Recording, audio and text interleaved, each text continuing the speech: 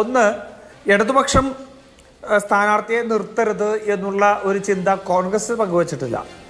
കോൺഗ്രസിന് ഒരിക്കലും അത്തരത്തിൽ ചിന്തയില്ല. കോൺഗ്രസിൻ്റെ ഒരു ആഗ്രഹവും ഇടതുപക്ഷം അവിടെ മത്സരിക്കണം, ഇടതുപക്ഷം LDF അവിടെ മത്സരിക്കണം എന്നുള്ള, ഇടതുപക്ഷം എന്ന് പറയുന്നത് LDF അവിടെ മത്സരിക്കണം എന്നുള്ളത് തന്നെയാണ്. കാരണം LDFും UDFും തമ്മിൽ വളരെ ആരോഗ്യപരമായ എന്നാൽ ഏറ്റവും കടുത്ത മത്സരം ഉണ്ടാവണമെന്നും, എന്നാൽ ആ മത്സരം ഇപ്പോൾ പൊതു തെരഞ്ഞെടുപ്പിൻ്റെ സംഭവം എല്ലാം കഴിഞ്ഞ് ഏകദേശം ഫലം എന്തായിരിക്കും എന്ന് അറിയാൻ കഴിയുന്ന ഒരു തെരഞ്ഞെടുപ്പിൽ കുറെ കൂടി രാഷ്ട്രീയം സംസാരിച്ചുകൊണ്ട് നമുക്ക് മത്സരിക്കാൻ, നല്ല രീതിയിൽ മത്സരിക്കാനായിട്ട് ഇടതുപക്ഷം ഏറ്റവും ശക്തമായ മത്സരം ഇവിടെ കാഴ്ചവെക്കണം എന്നുള്ളത് തന്നെയാണ് ഞങ്ങളുടെ ആഗ്രഹം. കാരണം അങ്ങനെ ശക്തമായൊരു മത്സരം ഉണ്ടെങ്കിൽ മാത്രമേ BJPക്ക് ഇടം കിട്ടാതിരിക്കൂ. BJPക്ക് ഇടം കൊടുക്കാതിരിക്കുക എന്നുള്ളതാണ് കോൺഗ്രസിൻ്റെ പരമപ്രധാനമായ ലക്ഷ്യം. അപ്പോൾ അതുകൊണ്ട് അതിനെ സംബന്ധിച്ച് ഞങ്ങൾക്ക് യാതൊരു ആശയക്കുഴപ്പമില്ല, ഇടതുപക്ഷം അവിടെ മത്സരിക്കണം.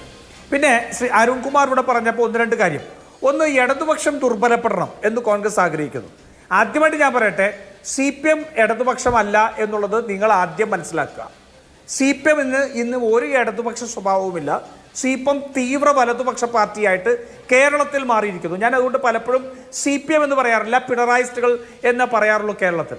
ആ പിണറായിസ്റ്റുകൾ തീവ്ര വലതുപക്ഷമാണ്. നിങ്ങളെ RSSനോടും BJPയോടും കൂട്ടിക്കെട്ടി മാത്രമേ ഏത് വിഷയത്തിലും, അത് സാമ്പത്തിക വിഷയത്തിലാണെങ്കിലും വർഗീയതയ്ക്കെതിരെയുള്ള പോരാട്ടത്തിലായാലും എല്ലാത്തിലും BJPയോട് കൂട്ടിക്കെട്ടി മാത്രമേ കേരളത്തിലെ പിണറായിസ്റ്റുകളെ കാണാൻ കഴിയൂ. ഇടതുപക്ഷം ഇന്ന് ശരിക്കും പറഞ്ഞാൽ കോൺഗ്രസ്സാണ്. കോൺഗ്രസ്സായി ഇടതുപക്ഷത്ത് നിലയുറച്ചു നിൽക്കുന്നു എന്നുള്ളതാണ് ഈ തെരഞ്ഞെടുപ്പിൻ്റെ ഏറ്റവും പ്രധാനപ്പെട്ട ഒന്ന്.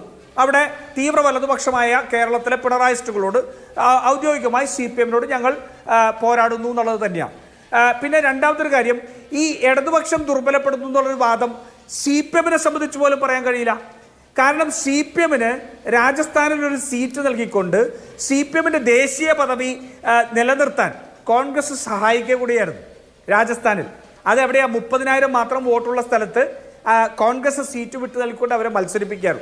ഇനി അത് ചിലപ്പോൾ പറയും ഞങ്ങൾക്ക് മറ്റ് സ്ഥലങ്ങളിൽ വോട്ടുണ്ടായിരുന്നു, അപ്പോൾ അതുകൊണ്ട് മുന്നണിയുടെ ഭാഗമായിട്ട് കോൺഗ്രസിന് ഞങ്ങളെല്ലാം വോട്ട് ചെയ്തു എന്നൊക്കെ പറയാം. അതൊരു മുന്നണി മര്യാദയുടെ ഭാഗമായിട്ട് ഞാനത് നിഷേധിക്കില്ല. പക്ഷേ അപ്പോഴും നോക്കുക, 2020 സീതാറാം യെച്ചൂരിയെ വെസ്റ്റ് ബംഗാളിൽ നിന്ന് കോൺഗ്രസ് പിന്തുണച്ചുകൊണ്ട് രാജ്യസഭാ അംഗത്വം കൊടുക്കാം എന്നുള്ളത് കോൺഗ്രസ് ഒരു അൺകണ്ടീഷണലായിട്ട് ഒരു ഉപാധിയുമില്ലാതെ മുന്നോട്ട് വെച്ചതാണ്. അന്ന് പിണറായിസ്റ്റുകളാണ് അതിനെ അട്ടിമറിച്ചത്. അപ്പം ഞങ്ങൾക്ക് CPMനോട് വിരോധമില്ല, ഞങ്ങൾ ഇടതുപക്ഷം ദുർബലപ്പെടണമെന്ന് ആഗ്രഹിക്കുന്നവരല്ല. പക്ഷെ കേരളത്തിലെ CPM എന്ന് പറയുന്നത്, ഔദ്യോഗികമായി CPM എന്ന് പറയുന്ന പിണറായിസ്റ്റുകൾ RSSനോട് കൂട്ടിക്കെട്ടി കണ്ടുവരാം. അതങ്ങനെ നിൽക്കട്ടെ. ഇനി രണ്ടാമത്തെ കാര്യം, നിങ്ങളൊരു തീരുമാനത്തിലേക്ക് എത്തുക അരുൺകുമാർ. എന്താ നിങ്ങളുടെ തീരുമാനം? രാഹുൽ ഗാന്ധി വയനാട് വന്നത് വഞ്ചനയാണ്. രാഹുൽ ഗാന്ധി വയനാട് രാജിവെക്കുന്നത് വഞ്ചനയാണ്. പ്രിയങ്ക ഗാന്ധി വയനാട്ടേക്ക് വരുന്നത് വഞ്ചനയാണ്. നിങ്ങൾ എവിടെയാണ് നിങ്ങൾ നിൽക്കുന്നത്? അത് നിങ്ങളൊന്ന് ആദ്യം തീരുമാനിക്കും. കാരണം രാഹുൽ ഗാന്ധി വയനാട് വിടുന്നു എന്ന് പറയുമ്പോൾ അയ്യോ വഞ്ചിക്കുന്നേ എന്ന് പറയുക. അപ്പോൾ രാഹുൽ ഗാന്ധി ഇവിടുന്ന് പോകാൻ പാടില്ല. പക്ഷേ എന്നാൽ രാഹുൽ ഗാന്ധി മത്സരിച്ചപ്പോൾ ഇത് തന്നെയായിരുന്നു, അതും വഞ്ചനയാണ്, BJPയോടുള്ള പോരാട്ടത്തോടുള്ള വഞ്ചനയാണ് എന്നുള്ള രീതിയിലാണ് പറഞ്ഞത്. ഇപ്പോൾ എന്താ ഇവിടെ പ്രിയങ്ക ഗാന്ധി വരുന്നതിൻ്റെ കോണ്ടെക്സ്റ്റ് എന്താ? രാഹുൽ ഗാന്ധി വയനാട് മത്സരിച്ചു.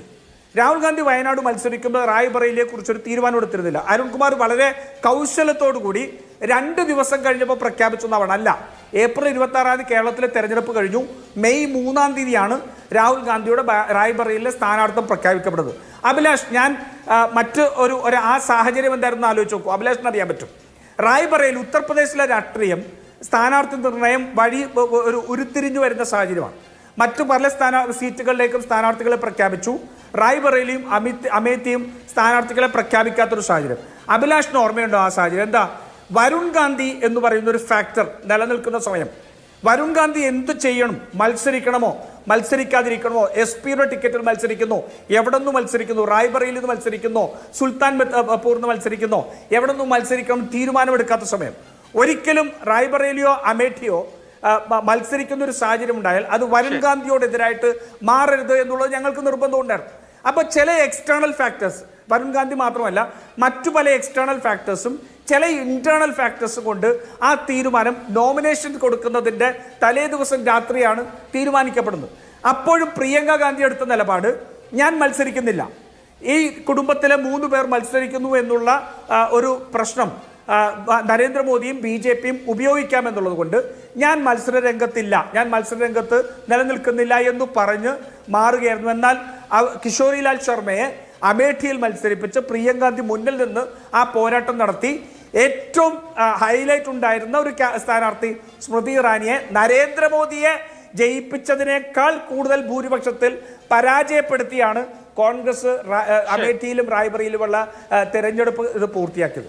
റായ്ബറയിലെ ജനങ്ങളും വയനാട്ടിലെ ജനങ്ങളും സ്വാഭാവികമായിട്ടും ഏകദേശം ഒരേ ചിന്തയൊക്കെയുള്ളവരാണല്ലോ. റായ്ബറയിലെ ജനങ്ങൾക്കറിയാമായിരുന്നല്ലോ വയനാട് രാഹുൽ ഗാന്ധി മത്സരിച്ചിട്ടാണ് വരുന്നത്, അവിടെ എന്തായാലും വിജയിക്കും. എന്നിട്ടും റായ്ബറയിലെ ജനം 3,90,000 വോട്ടിന്റെ ഭൂരിപക്ഷത്തിനല്ലേ ജയിപ്പിച്ചത്.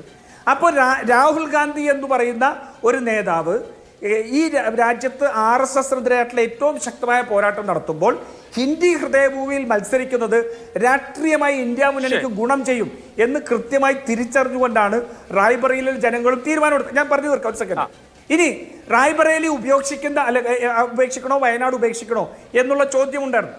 അങ്ങനെ ഏറ്റവും ദുഷ്കരമായ ഒരു തീരുമാനമാണ്. അദ്ദേഹം തന്നെ വന്നപ്പോൾ പറഞ്ഞു ഏറ്റവും ദുഷ്കരമായ ഒരു തീരുമാനം എനിക്ക് എടുക്കേണ്ടി വരും. പക്ഷെ അദ്ദേഹം വയനാട്ടിലെയും റായ്ബറയിലെയും ജനങ്ങളോട് പറഞ്ഞത് ഞാൻ എടുക്കുന്ന തീരുമാനം അത് നിങ്ങൾ രണ്ടുപേരെയും സന്തോഷിപ്പിക്കുന്നതാവും.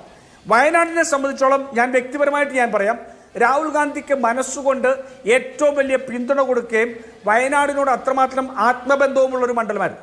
അങ്ങനെ വയനാട് രാഷ്ട്രീയ കാരണങ്ങളാൽ മാറേണ്ടി വരുന്നൊരു സാഹചര്യം ഉണ്ടാകുമ്പോൾ വയനാടിന് ഒരൊട്ടും പരിഗണന തീരാതെ നെഹ്റു കുടുംബത്തിൻ്റെയും രാഹുൽ ഗാന്ധിയുടെയും മനസ്സിനുള്ളിൽ വയനാടുണ്ട് എന്ന് ജനങ്ങളെ ബോധ്യപ്പെടുത്തി അവർക്ക് സന്തോഷകരമായ ഒരു തീരുമാനം വേണമായിരുന്നു. ആ സന്തോഷകരമായ തീരുമാനമാണ് പ്രിയങ്ക ഗാന്ധിയിലൂടെ വന്നത്. പ്രിയങ്ക ഗാന്ധിയും ഒരു കുടുംബ ആധിപത്യമുണ്ട് എന്ന് വരുത്തേണ്ടെന്ന് വിചാരിച്ച് മാറിയുന്ന പ്രിയങ്ക ഗാന്ധി, പക്ഷെ രാഹുൽ ഗാന്ധിയുടെ വയനാടിനോടുള്ള ആത്മബന്ധം, ആ ആത്മബന്ധത്തെ നിലനിർത്തുന്നതിന് വേണ്ടി പ്രിയങ്ക ഗാന്ധി മത്സരത്തിന് തയ്യാറായി എന്നുള്ളതാണ് വസ്തുത. അപ്പോൾ ആ രീതിയിൽ വയനാടിനോട് നീതിപൂർവകമായി തന്നെ ഒരു ബന്ധം പുലർത്തിക്കൊണ്ട് തന്നെ ആണ് രാഹുൽ ഗാന്ധി വയനാട് വിടുന്നത്. ആ വയനാട്ടിലെ ജനങ്ങൾ ആ തീരുമാനത്തെ ശിരസ വഹിക്കും, മനസ്സുകൊണ്ട് പിന്തുണയ്ക്കും എന്നുള്ളത് തെരഞ്ഞെടുപ്പിന്റെ റിസൾട്ട് വരുമ്പോൾ നിങ്ങൾക്ക് മനസ്സിലാവും. അതാണ് കോൺഗ്രസിന്റെ ദീർഘമായ വിശദീകരണം.